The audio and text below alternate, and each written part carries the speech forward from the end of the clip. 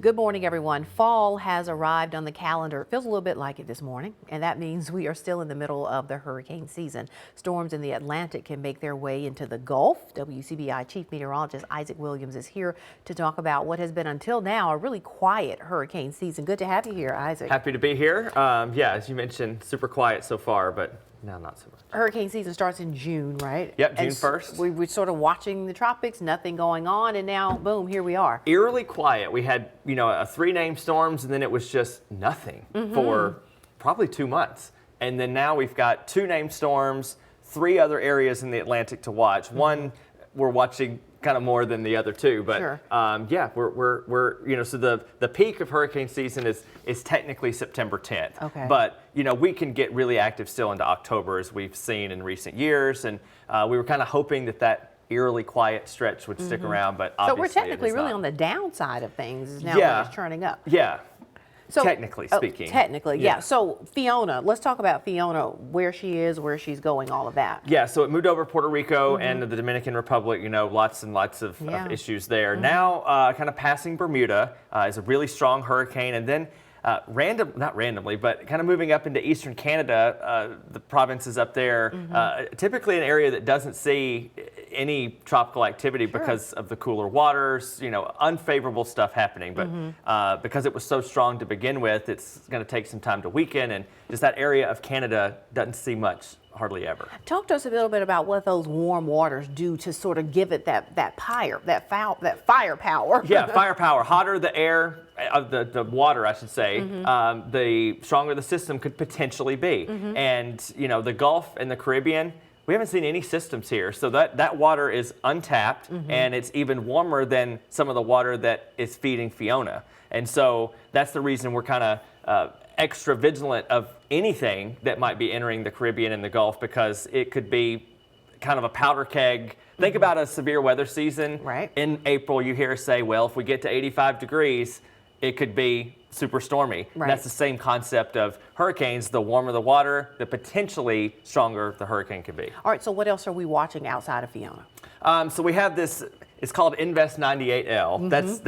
That's just what social media calls it. There it is right there. Okay. So that's just a social media thing. I know it's not a social media thing. That actually is, it is a technical term, but it's basically a fancy word for a low pressure that doesn't have the names that everyone's used to yet. Okay. All right. And so all these lines basically mean possible track. So obviously there's high confidence, as everyone can see, of something moving into the Caribbean and then aiming toward the Gulf. And so, initially we were thinking, okay, definitely Caribbean, but will it turn before it gets to the Gulf? And now it looks like we've gotten, 2 more days of data. I think a Gulf storm is pretty likely at this point. Now, where it goes from there, does it come to Louisiana, Florida? We don't know, and nobody knows yet. But that's what, that system is certainly the one to watch. One thing we do know about those storms that do get out in the Gulf and they hit those areas, there is a possibility that we will get some residuals of that. What's the scenario for that to happen? So if we get something here in northeast Mississippi, the storm would have to go in pretty much in Louisiana and kind of angle toward us, because the farther east it makes landfall, say for example in Florida, as long as it moves directly inland, we're on that west dry side, we won't have hardly any issues. But if it comes in from Louisiana side, we'll have rain, wind, a tornado threat. If anybody's lived here long enough, Katrina in 2005. Sure, we remember. It's been almost 20 years. Yeah. It can happen, but we are insulated up here. We're not going to be having serious impacts, but not to say that we shouldn't let our guard down. Yeah. All right, well, we'll keep watching it for sure as the data is coming in. Sure. Stay with us. We'll be back with a new member of the WCBI family just ahead. We'll be right back. All right, we're back, everyone, and joining Isaac and me this morning is a new member of our meteorology staff, Ashley Bryant, joining us at the table. Hey, Ashley. Hello. Good to have you here. Thanks. I'm not fully awake just yet. Well, I get that. People have seen you, and when you're in a market this size where people know all of their TV people, they're going, who's the new girl? So we thought we'd introduce the new girl. I'm the new girl, yeah. Welcome to the family. So tell us a little bit about yourself. You came to us from Wyoming. That's a pretty long trek. It sure is. Yeah. It was a 19-hour drive. Goodness. So we split that into 3 days. And, And survived. the weather out there and here a little bit different, huh? Oh yeah, it's a little bit more humid here, so my hair has not figured out how to cooperate We'll just talk yet. after this segment. 'Cause Please. I've got some thoughts on that. So, but you're no stranger to the South. You grew up in Georgia, went to college in Mobile, Alabama. I did, yes. I went to the University of South Alabama. Okay. So let's talk about your interest in weather. What made you decide to get into meteorology? Okay, so I have a kind of atypical story. All of the Mets I've ever talked to, they're like, oh, I went through this tornado or this hurricane or this major event. And I'm like, I grew up watching Al Roker. So he's kind of my inspiration. on Just that. a fun guy, you know, and he knows a little bit about the weather too, but you Yeah. know much more. Never mind, I'll ask you that after Okay. about him as a meteorologist. Okay. Never mind. Fair enough. So you went to the University of South Alabama, you majored in meteorology. Tell us about the experience in the program and making you decide this really is what I want to do. I mean, at South Alabama, compared to a lot of schools, they're a little smaller, so you get a lot more of that one-on-one contact with your professors, your teachers, your outside sources, and that one-on-one time just kind of like helped mold us and like help us figure out like, hey, this is what I'm going to be doing the rest of my life. I'm sure your conversations with Isaac in making the decision to come here, you talked about weather conditions yes. here in our area. You didn't scare her away? I guess not. I think I did. I think I got her here. Yeah. You know, she mentioned, you know, she loves severe weather. Just not the destruction part, obviously. Sure. But Oh, yes, we the never hope for forecasting, that. You know, the forecasting of it. You know, I told her 50 times over that this area is no stranger to severe weather. But something struck me so funny is that when she asked me, she goes, do y'all care about the winds? Like just your everyday winds here. I'm like, well, we don't really get everyday winds here. So no, but apparently in Wyoming, it was, I mean, every day. Almost daily, we would Really? have high wind warnings. You rarely had a good hair day unless you stayed like in the building all day long. Wow. Yeah, we don't deal with that much here. And we don't really except get that on much those- snow. No, on those severe weather days, we get those gusts every Yeah. now and then. Yeah. So you will have some of those days here when, you know, severe weather during those seasons of the year when we're looking at tornadoes and thunderstorms and we're right in the middle sort of pop-up time. Also, what's your favorite part about forecasting? I just love the fact that I get to tell people I'm predicting the future, and they're like, oh, okay, sure.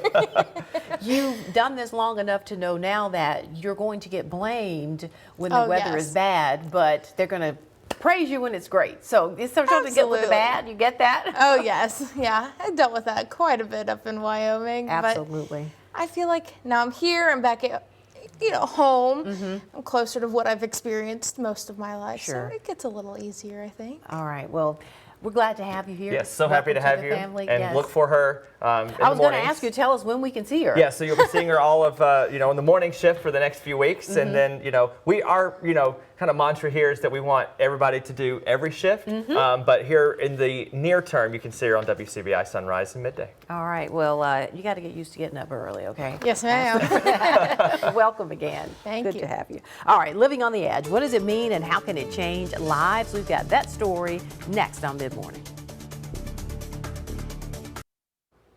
Welcome back. Oscar-winning filmmaker, author, and mountain climber Jimmy Chin is out with a new documentary series called Edge of the Unknown. It looks at the near-death experiences of the world's best adventure athletes and how they come back from that edge. Lilia Luciana recently met Chin for a lesson on the importance of embracing failure in order to find success.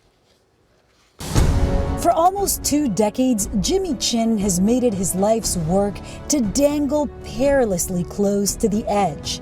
Now for his latest project, he's going one step further. To be an elite adventure athlete, you have to push past the fear to achieve a transcendent experience.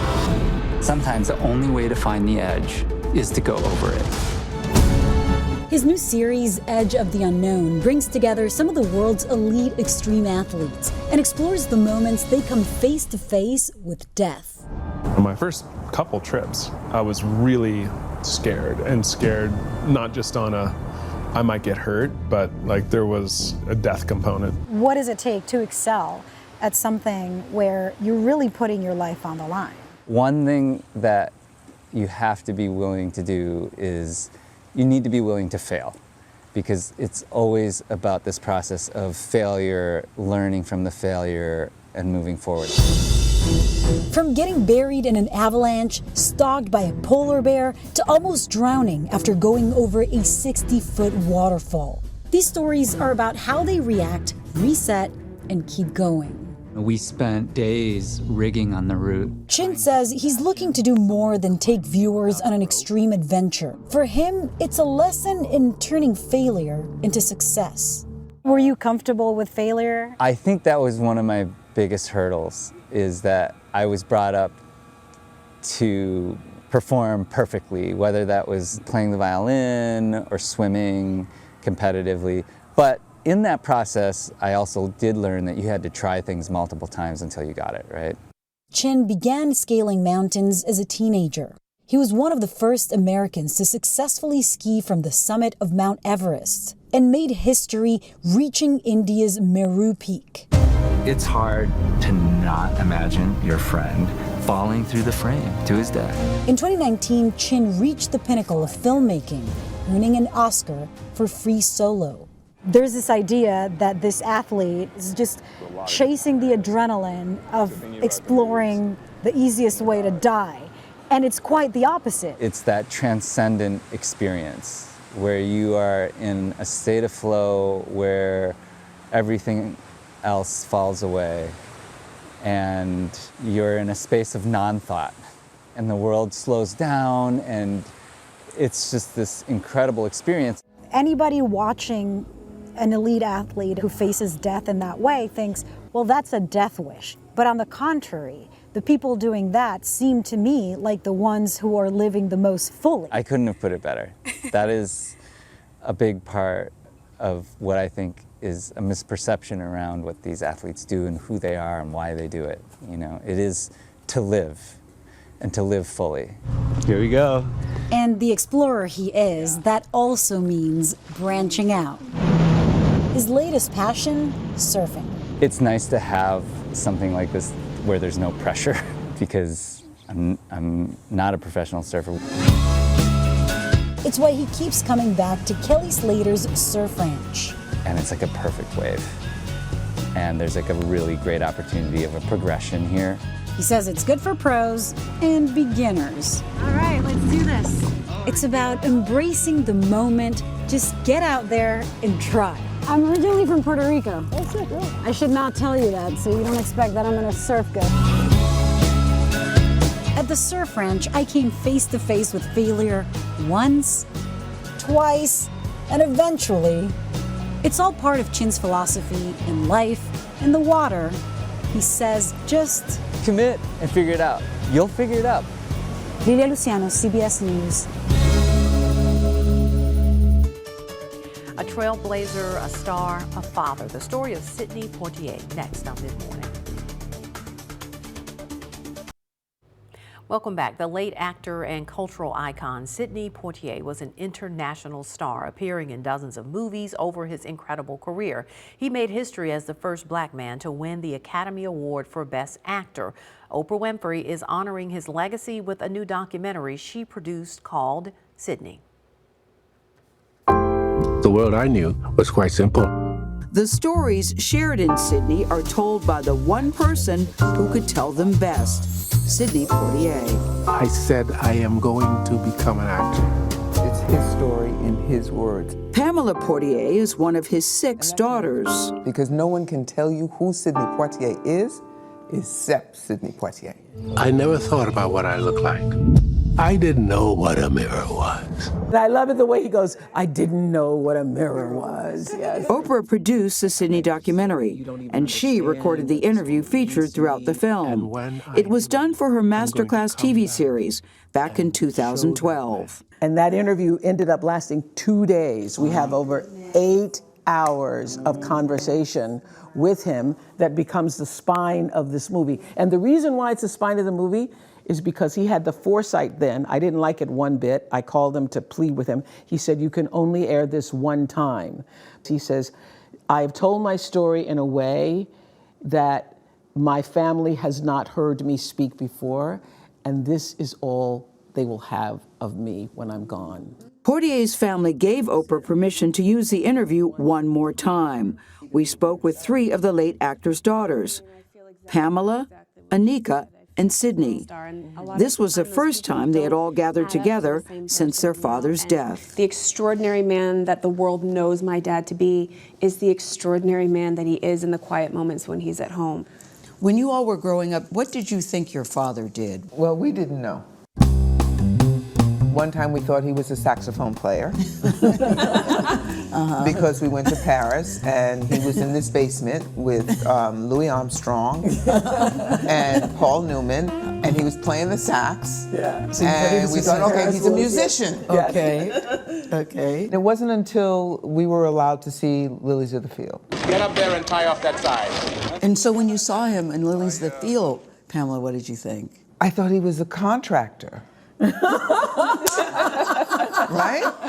I thought that's what he builds churches. He builds churches, right? Yeah. I mean, I knew it was a movie, but still, I didn't know like he was an actor because He must be a doggone good contractor. They made a movie about it. Reginald Hudlin directed the documentary. It's a movie about a movie star. I have a movie star telling the story. We asked him about this impactful scene in cinematic history. Poitier insisted this moment be in the script. The powerful thing about the moment is that he is slapped. And before we can respond to the fact that Sidney Poitier just got slapped, we are all collectively offended. His slap, boom, happens right that fast. And whatever you thought was going to happen, that is not what you thought. Right. And in that moment, your mental chains are broken. And you're like, that can happen? That can happen in a movie? Yeah. That can happen in real life? What? In the documentary, Spike Lee and Quincy Jones weigh in on that moment, too. Black folks went crazy, because they never seen that before. Wow, bam! He was something else, man. In the same year, To Serve with Love, In the Heat of the Night, guess who's coming to dinner? He is changing the culture on a planetary level. Yeah.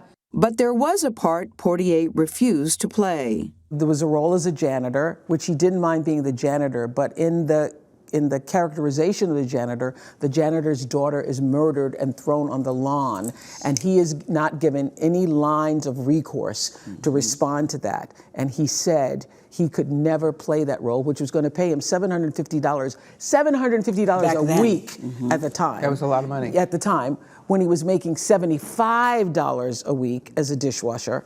And he turned down the role for $750 a week because his father, Reginald Poitier, would never have allowed a daughter of his to be thrown on the lawn and not have any recourse because of his father. Oprah first met Sidney Poitier at her 42nd birthday party, thrown by Quincy Jones. That night, one of the reasons we had such a powerful connection, because at the time I was getting criticized by so many black people for not being black enough, for not doing enough black shows, and why are you hugging white people on your show, and why you're more doing than this? you hug black people. And yeah. And so I had that conversation with him that first night. What did he say? And he said, "My dear, it's always a challenge when you're carrying other people's dreams. You're carrying other people's dreams." And so that bonded our connection. And so we talked about that and, just life. Born 2 months premature in 1927, Sidney Poitier was not expected to survive. His journey is so written in the stars. It's so one of those stories that you almost can't believe every step of the way. There were angels just all around him. Poitier died in January. He was 94 years old. It really hasn't been a full year. And I remember when I lost my parents, that first year for me was sort of a whirlwind, because you have to go through the first birthdays, his birthday, your birthday, Christmas, Thanksgiving, Father's Day. So as we sit here today, I'm wondering how you're healing, how you're dealing. I have my good days and I have my not so good days. But I am allowing myself to feel what I'm feeling. Like Pam, it's been a roller coaster. It's up and down. He was such an anchor for us, not just as a family, but for the world, you know. He anchored this goodness and this presence and this safety, and that's gone. When Gail's mother died, I remember I was having someone for dinner at my house, and she didn't want to interrupt the dinner, and so she waited until the dinner was done. And she called and she said, the first thing she said was, "I lost my anchor today." And I was 40, you know, I'm a grown up, but it's still, for me, it was still my mom. We try day to day to find ways to connect with him. And, you know, I mean, just to lighten it up a little bit, he and I both like to work in bed. He loves to, like, he wrote all his books in bed, and he loved to work in bed. And so soon after he passed, I started going and sitting in his bed and working. Oh, in his bed. In his bed, yeah. This for me, and working on this project with Reginald and our team, was an act of love. And after he passed, it became my own memorial offering to him. And nothing has made me more proud than to know that people will be able to see him through the eyes that we all have seen him, and will come to know the man he was. Because I will tell you, of all the people I've known in my life, sat with in my life, interviewed in my life, read about in my life, there is no human being more extraordinary, and no human being that I love more than Sidney Poitier. Stay with us. We'll be right back to wrap things up. All right, stay connected with us. We're on social media. You can email us. We'll see you back here next time.